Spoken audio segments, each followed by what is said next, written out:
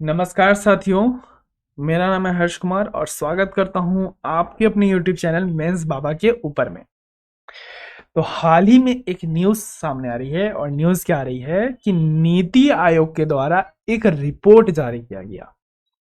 उस रिपोर्ट में यह कहा गया कि 2030 तक 2.35 करोड़ लोगों को रोजगार मिल सकता है।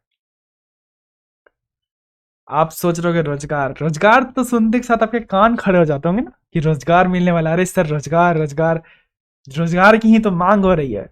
परंतु साथियों, ये जो रोजगार मिलने जा रहा है ये जा रहा है गीग इकोनॉमी के अंदर में। अब आप सोचोगे ये गीग इकोनॉमी ये कौन सी बला है भाई। तो आज की वीडियो में हम यही जानेंगे कि गीग इकोनॉमी क्या है, भारत में इसका क्रेज जो है क्यों बढ़ते जा रहा है दिन प्रतिदिन।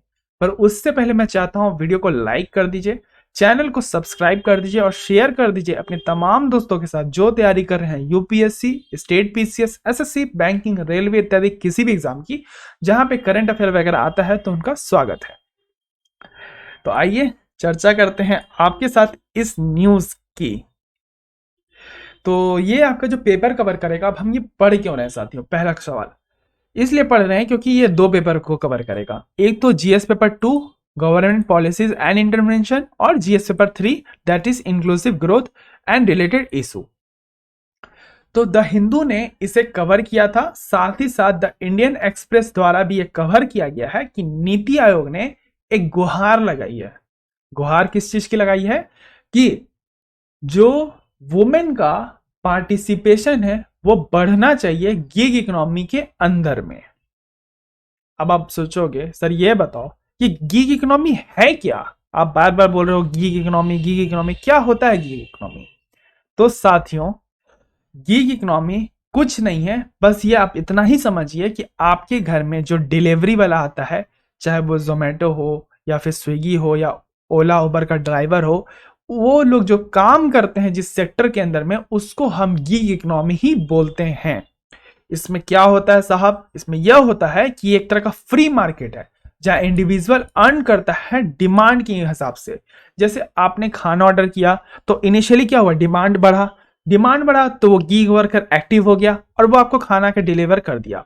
ये एक शॉर्ट टर्म असाइनमेंट है, एक टास्क है, एक जॉब है जिसको करने से लोग अपनी रोजमर्रा की जिंदगी में जो इनकम है उस चीज को अर्न कर सकते हैं। तो बस यही है गीग इकोनॉमी। अब भारत के अंदर में इसका प्रचलन बढ़ते जा रहा है।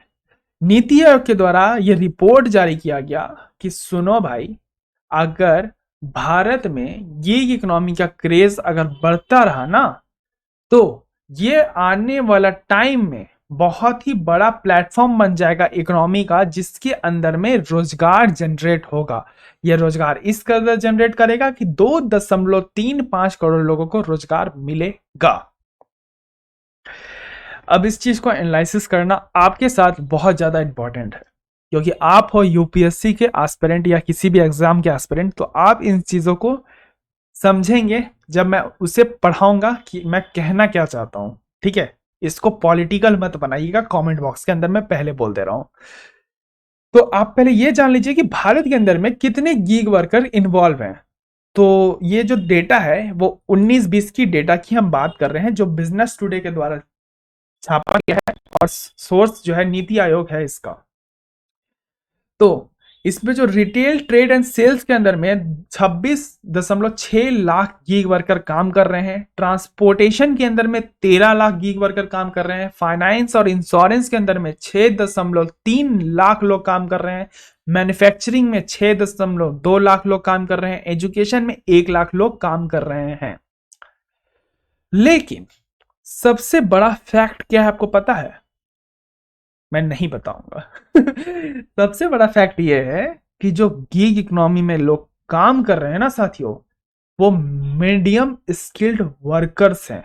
यानी वो पढ़े लिखे भी हैं, ठीक है, वो पढ़े लिखे भी हैं, वो अन्य क्षेत्र में जाके उनकी साक्षरता इतनी है कि वो अन्य क्षेत्र में जाके काम कर सकते हैं, परंतु वो गीग इकोनॉमी का सहारा ले रहे हैं क्योंकि बाजार में क्या नहीं है आपको अच्छे से पता है। और ये गीग इकोनॉमी देखने में बस ठीक है, लेकिन इसकी वास्तविकता क्या है अभी हम आगे आपको बताएंगे।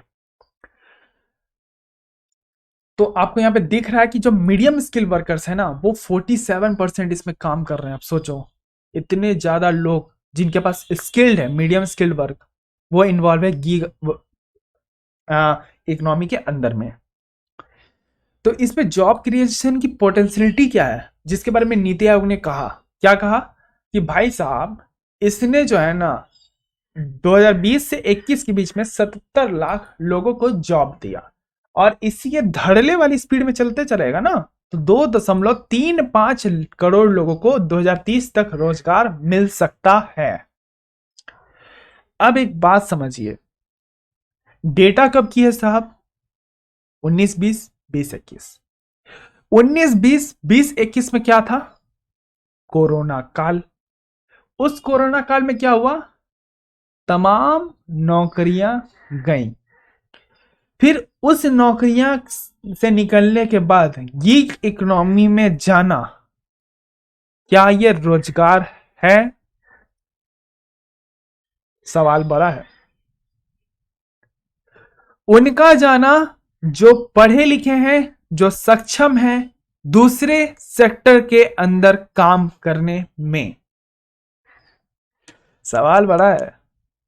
इन्होंने यह कहा कि इसकी पोटेंशियलिटी इतनी है ना कि ये फोर्थ इंडस्ट्रियल रिवॉल्यूशन बन सकता है। आपको पता है बहुत सारे इंडस्ट्रियल रिवॉल्यूशन आए, अब जिन्होंने नहीं पढ़ा जाकर पढ़िए, पीटी और मेंस के अंदर में आता है, इसलिए बहुत इंपॉर्टेंट है ये पढ़ना।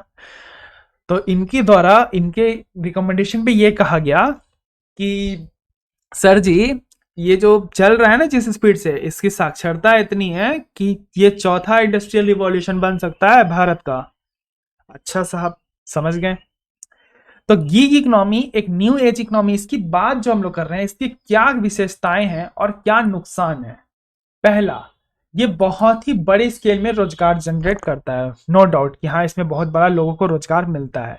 दूसरी बात, ये फ्रीडम है और फ्लेक्सिबल है, यानी जब मन किया काम किया, जब मन किया काम नहीं किया। तो ये चीज आपको जानना होगा।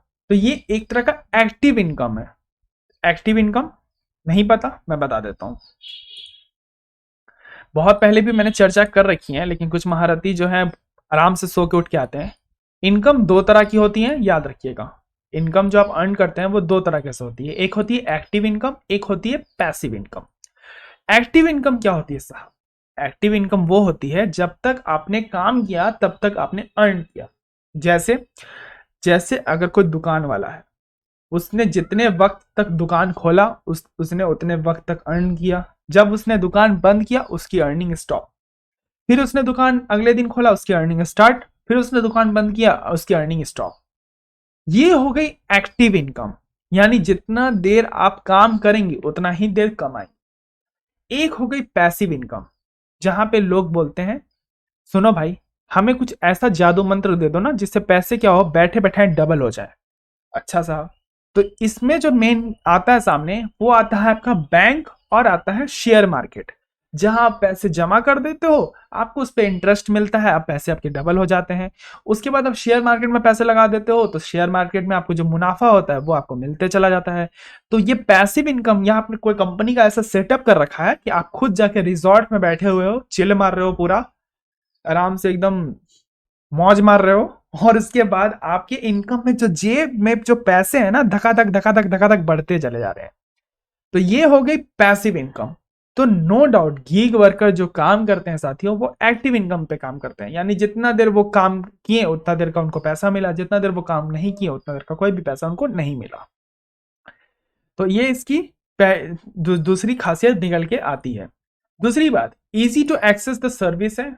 आप किसी भी सर्विस को इजीली यहाँ पे एक्सेस कर सकते हो। कुछ जरूरत नहीं है इसमें बहुत ही ज्यादा कि आप हाईली क्वालिफाइड हो या ये हो, आपके पास बहुत सारी डिग्रियाज होनी चाहिए, ऐसा कोई भी इसका रिक्वायरमेंट नहीं है। दूसरी बात, एक प्राइस एडवांटेज मिलता है कस्टमर को। प्राइस एडवांटेज क्या साहब? जैसे आप खाना ऑर्डर करते हो, तो आप अगर खाना मान के चलो जाते हो, आपको घर में कोई नहीं जाएगा, सब फैमिली घर पे, आप खाना लेके आओगे। तो खाना लेके आओगे, फिर आप जाओगे, फिर आप ऑटो या बस से जो जा रहे हो उसका भाड़ा भरोगे, फिर वापस आओगे, तो उसमें फिर भाड़ा भरोगे। तो उससे क्या होगा, आपके जो पैसे हैं वो ज़्यादा लग जाएंगे, लेकिन वहीं पे आप जोमेटो कर देते हो या स्विगी कर देते हो या घर पे गाड़ी मंगवा लेते हो, तो इससे क्या होता है, आपका प्राइस एडवांटेज आपको मिलता है। तो बहुत इसके फायदे हैं, साथ ही इसके बहुत सारे नुकसान हैं। एक तो इसमें कोई भी सर्विस ना, ऐसा नहीं कि संवैधानिक है, संवैधानिक मतलब यहाँ पे सिर्फ संविधान का मतलब बात नहीं हो रहा है, मतलब कोई भी यहाँ पे रूल्स रेगुलेशन नहीं है। मतलब कोई भी ना टाइमिंग का रूल रेगुलेशन है, ना कोई इनकम का रूल रेगुलेशन है। मतलब ये अपने पॉलिसीज और अपने जो भी इनके पॉलिसीज या टर्म्स एंड कंडीशन है उसके साथ ये धड़ल्ले से छेड़वाड़ कर सकते हैं, और छेड़वाड़ नहीं हो, खिलवाड़ छेड़ सकते हैं, या खिलवाड़ कर सकते हैं उसके साथ, और अपनी इकोनॉमी या अपनी पॉलिसीज या अपने टर्म्स एंड कंडीशन को रातों रात ये बदलने के लिए जाने जाते हैं। दूसरी बात कि इसमें जो एक तो पहले ट्रस्ट इशू भी बहुत ज्यादा है, कि हाँ जो सामान लेके जा रहा है कहीं वही कुछ भाग ना जाए, या वही कुछ उसमें कुछ कर ना दे ताकि एट द एंड कस्टमर को गलत सामान मिले। तो ये चीज बहुत ज्यादा एक लैक ऑफ ट्रस्ट इशू आता है बहुत ज्यादा इसमें सामने। दूसरी बात कि इसमें जो सर्विस प्रोवाइड किया जा रहा है वो मतलब कभी भी बदल सकता है, ऐसा नहीं है कि हाँ मैंने जैसा कि कहा कि पॉलिसी बदल सकते हैं, तो पॉलिसी करने बदलने से इनके जो सर्विसेज है वो भी तरीके बदल सकते हैं। तो कोई भी सिक्योरिटी नाम की चीज नहीं है, बिल्कुल अनसिक्योर है जॉब। तो ये इसके फायदे और नुकसान है। दूसरी बात, ये चैलेंजेस, जो सबसे ज्यादा चैलेंजेस क्या सरकार के लिए, कि भाई ये हाईली अनरेगुलेटेड है, इसमें कोई भी रेगुलेशन नहीं है। रेगुलेशन का तो बात ही मत करो, इसमें मैंने जैसा कहा कि टाइमिंग तक का मतलब नहीं, तो आपको दिख रहा है कि कितना हाईली अनरेगुलेटेड है। इनके लैक ऑफ पॉलिसीज हो सकता है, जॉब स्ट्रक्चर और टैक्स और प्राइवेसी, ना इसमें कोई पॉलिसी है, भारत सरकार के द्वारा इसके अंदर में कोई पॉलिसी है, ना कंपनी की खुद की पॉलिसी है गिग वर्कर्स को लेकर। मतलब वो सिर्फ ऐसा उसको काम पे रखे हैं, ना उनके कंपनी में कोई ऐसा डिफिनेशन है। तो आपको दिख रहा है कितना उनके जिंदगी के साथ एकदम खिलवाड़ हो रहा है। उसके बाद इसमें कोई भी ग्रोथ नहीं है। अब आप पूछोगे सर ग्रोथ कैसे नहीं है, बताता हूँ। एक ओला का ड्राइवर या उबर का ड्राइवर, मैं किसी पर्टिकुलर कंपनी को टारगेट नहीं कर रहा, मैं सिर्फ आपको एग्जाम्पल के लिए समझा रहा हूँ।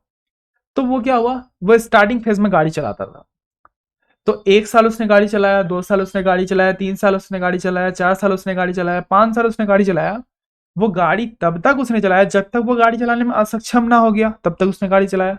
लेकिन मुझे ये बताइए, क्या उसने जो पहला साल गाड़ी चलाया था और रिटायरमेंट के टाइम जो गाड़ी चला रहा है, क्या दोनों में कोई अंतर है? कोई अंतर नहीं है। वो पहले भी गाड़ी चला रहा था, आज भी गाड़ी चला रहा था। तो इसमें कोई भी ग्रोथ नहीं है कि हाँ आप कल को गाड़ी चला रहे थे तो कल को आप गाड़ी के मालिक बन जाओगे, ऐसा कोई ग्रोथ नहीं होने वाला। उसके बाद जो सबसे बड़े प्लेयर्स इसके अंदर में वो है उबर, ओला, जोमेटो, फूड पांडा, स्विगी, ऐसे तमाम तरह की कंपनियां हैं जो गिग इकोनॉमी को बहुत ज्यादा प्रमोट करते हैं। एक आंकड़े के अनुसार यह पता लगाया गया है कि जो ऑर्गेनाइज सेक्टर के अंदर में है ना, गिग वर्कर की डिमांड बढ़ती जा रही है और इन ऑर्गेनाइज सेक्टर के अंदर में डिमांड कम हो रही है। आप सोचो, ऑर्गेनाइज सेक्टर के अंदर में गिग वर्कर की डिमांड बढ़ना, ये क्या दर्शाता है? इकोनॉमी की चैलेंज को साफ साफ। इसीलिए तो गीग इकोनॉमी, एक मिनट, सॉरी, मेरा डेली का ये प्रॉब्लम है भाई, माइक गिर जाता है। ओके, सो गीग इकोनॉमी जो दिख रहा है आपको कि हाँ इट्स ओके, हाँ रोजगार मिल रहा है लोगों को, क्या क्या वास्तविक में वो रोजगार दे रहा है? सवाल बड़ा है। तो ये सब चीजें फैक्टर सामने आ रही हैं। दूसरी बात, मैंने कहा कि भारत में जो गीग इकोनॉमी का है ना क्रेज बढ़ता चला जा रहा है। अब बढ़ता क्यों चला जा रहा है? पहली बात, एक तो इसमें ऑटोनॉमी और कंट्रोल कुछ भी नहीं है। जैसे किसी का कंट्रोल नहीं, मैंने बताया ना कि जब तक उनका मन किया वो काम पे आया, जब उसका मन नहीं किया वो काम पे नहीं आया।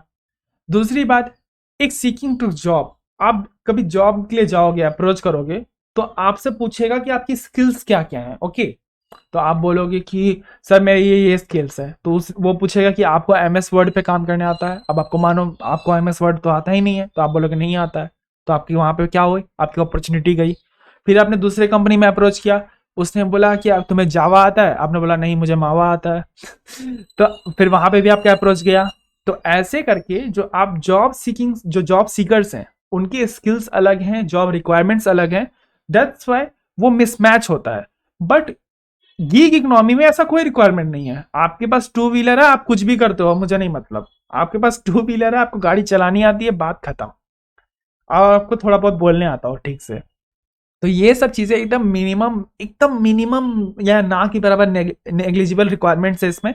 दैट्स वाई ये लगता है कि ये बेटर अपॉर्चुनिटी है लोगों को काम देने का। दूसरी बात, एक नॉर्मल लाइफ चल सकता है, बेसिक फैमिली नीड्स पूरी हो सकती है, इतना इसमें थोड़ा बहुत इनकम मिल जाता है जिससे बेसिक जो लाइफ है, लाइफ की नीड है वो पूरी हो सके। इसमें जो इनकम आप कमा सकते हो आराम से, ये सिर्फ इसमें जाओगे तो इसमें सिर्फ पैसे कमाने रहते हैं और कोई काम नहीं करना रहता है, तो कोई इसमें टेंशन वाली बात नहीं है। इससे आप एक्स्ट्रा मनी भी कमा सकते हो। जैसे आप अगर किसी ने खाना ऑर्डर किया तो वो वहां से तो उसको जोमेटो वाले बॉय को इंसेंटिव तो मिलता ही है, लेकिन अगर आप घर से भी कुछ टिप देना चाहो तो उसको दे सकते हो। साथ ही साथ अगर वो दिन में काम किया तो रात में अपना कुछ और काम कर सकता है। साथ ही साथ मैंने बहुत स्टूडेंट्स को देखा है जहाँ पे वो जोमेटो की काम करते हैं साथियों, अपनी फैमिली की इनकम उनकी नहीं होती उतना कि वो पढ़ सकें या उस पढ़ाई की अपनी खर्चे को उठा सकें, इसलिए वो क्या करते हैं, रात में या शाम के टाइम जोमेटो में काम करते हैं और दिन भर पढ़ते हैं। तो ये चीज़ आप दिखता है कि कितनी चैलेंजिंग है लाइफ, और आपकी लाइफ कितनी डिफरेंट हो सकती है उससे। आज अगर आपकी फैमिली में नॉर्मल इनकम है या अच्छी इनकम है जहाँ पे आप अच्छे से खा पी सकते हो, रह सकते हो, आपके ऊपर कोई ऐसा दबाव नहीं है कि हाँ आपको नौकरी करना है, नौकरी पहले करो, नौकरी पहले करो, ऐसा कोई दबाव नहीं है, तो आप सोच सकते हो कि आपके पास कितना गोल्डन अपॉर्चुनिटी है। और आप कुछ बैठे बैठाए बस बहाने देते रहते हो कि ये है वो है, इसकी वजह से मैं नहीं पढ़ पा रहा, उसकी वजह से मैं नहीं कर पा रहा हूँ। बहाने मत दो साथियों, अपने हर एक चीज को, होने वाली चीज जो आपके पास आसपास है उससे उसका एडवांटेजेस लो, ये आपके लिए गोल्डन अपॉर्चुनिटी है। एक जो जोमेटो बॉय है या स्विगी बॉय है या उबर का ड्राइवर है, ओला का ड्राइवर है, वो लोग भी किसी एग्जाम की प्रिपरेशन करते हैं, वो दिन भर गाड़ी चलाते हैं, रात को पढ़ते हैं, तो सोचो उनकी लाइफ कितनी स्ट्रगल से बढ़ी होगी। वो आपकी लाइफ से बहुत डिफरेंट है उनकी लाइफ, फिर भी वो हार नहीं मान रहे, वो अपनी लाइफ को बेटर बनाने के लिए दिन रात लगे हुए हैं। तो ये एक साइड इनकम है वट एवर, बट आपको इससे समझना चाहिए, किसी को एज ए मोटिवेशन लो। ओके, जरूर आप छोटे लोग से भी सीख सकते हो, जरूरी नहीं है कि हमेशा एक जो वीडियो पे आके ही आपको समझाए वही सबसे अच्छा समझाने वाला हो सकता है। आप छोटे लोगों को जो ठेला भी लगा रहा है ना, अगर उसके अंदर कुछ अच्छी क्वालिटीज है तो आप वहां से भी सीख सकते हो कुछ चीजें। ओके, तो हमेशा सीखने की कोशिश कीजिए।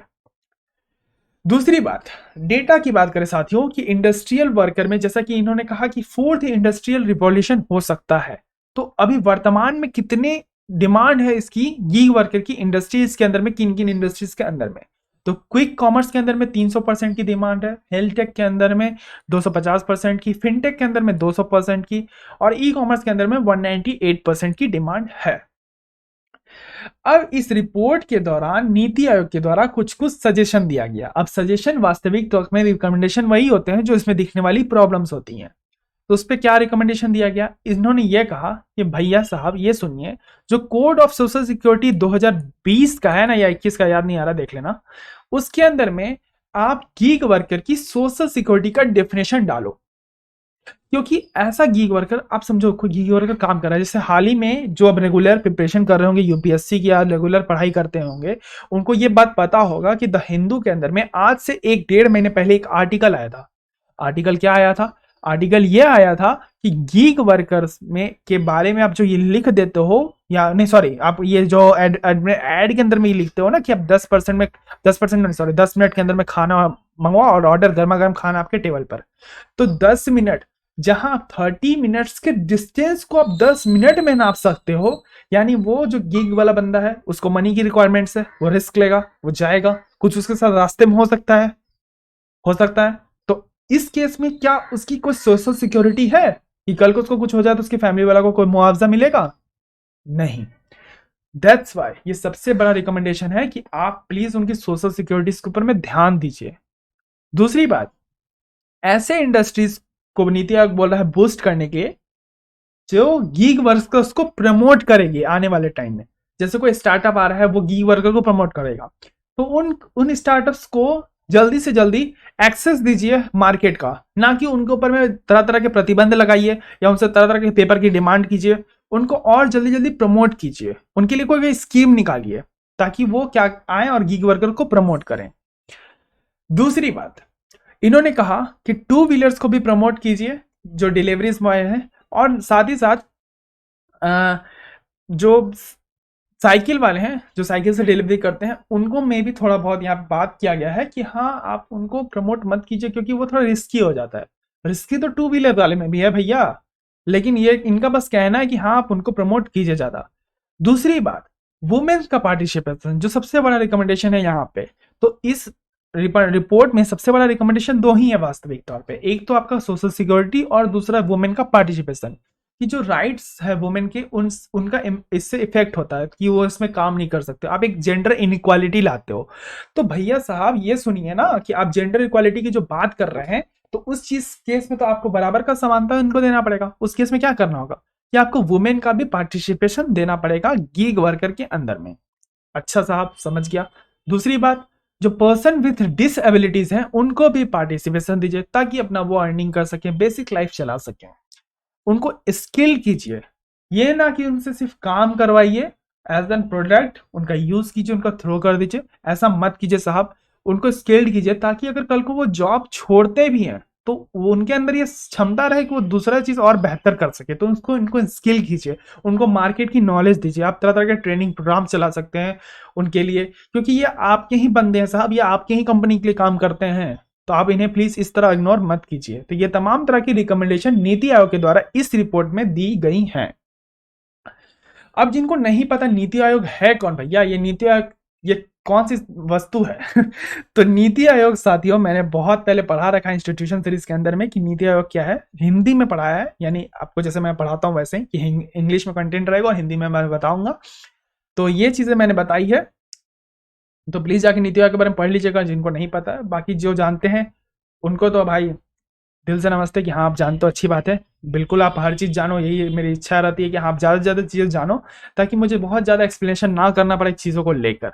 पर जो लोग नहीं आए हैं, जो अभी अभी प्रिपरेशन शुरू करेंगे, उनको मैं चाहता हूँ कि अच्छे तरीके से बेटर चीज़ से समझ में आए, इसलिए मैंने हर चीज़ वाइडर तरीके से कवर की रखी है।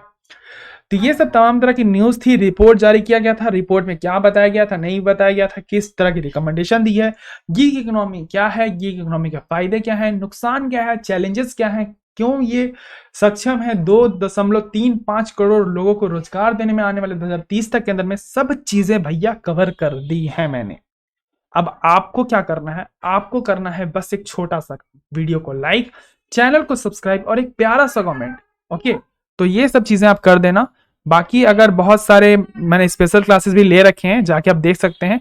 हाँ, एक मेंस बाबा का आप मेंस की तरफ से क्वेश्चन ले लो, ये ले लो कि जो गीग वर्कर की आप बात कर रहे हैं साहब इतने देर से, ये जो अनएम्प्लॉयमेंट रेट है उसको तो कम करेगा, ठीक है, वास्तविक सा बात है कि गीग वर्किंग से आपको अनएम्प्लॉयमेंट जो है वो खत्म होगा, रोजगार बढ़ेगा। परंतु जो सोशल सिक्योरिटी बिल आया है 2020 के अंदर में, उसमें इसका डेफिनेशन डालिए, ये बहुत ज्यादा इंपॉर्टेंट है भैया, ठीक है।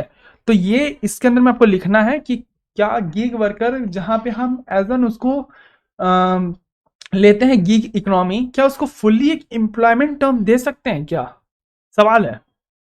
क्योंकि लोगों को अगर रोजगार यही करना है या लोगों को रोजगार देने का यही तरीका ही बचा है, तो उसको और उसको चैनलाइज कीजिए, थिंग्स को पूरे तरीके से कॉन्स्टिट्यूशनली कीजिए। ऐसा ना हो कि उनके कोई राइट्स या उनके कोई फेथ्स इसमें वायलेट हो, इस चीज का ध्यान रखना है हमें। तो ये आप 250 वर्ड्स में लिखना। बहुत सारी स्पेशल क्लासेस चल रहे हैं, आप जाके देख सकते हैं। वीडियो कैसा लगा जरूर बताइएगा, चैनल को सब्सक्राइब कर दीजिए, और भी किसी टॉपिक की वीडियो चाहते हैं तो कमेंट बॉक्स में देना ना भूलें। दोस्तों के साथ जरूर शेयर करें, एक बार कसम है आपको दोस्तों के साथ शेयर करना है, मैं बता रहा हूँ ओके ठीक है, चलिए तब तक के लिए रखें अपना धन्यवाद। जय हिंद, जय भारत।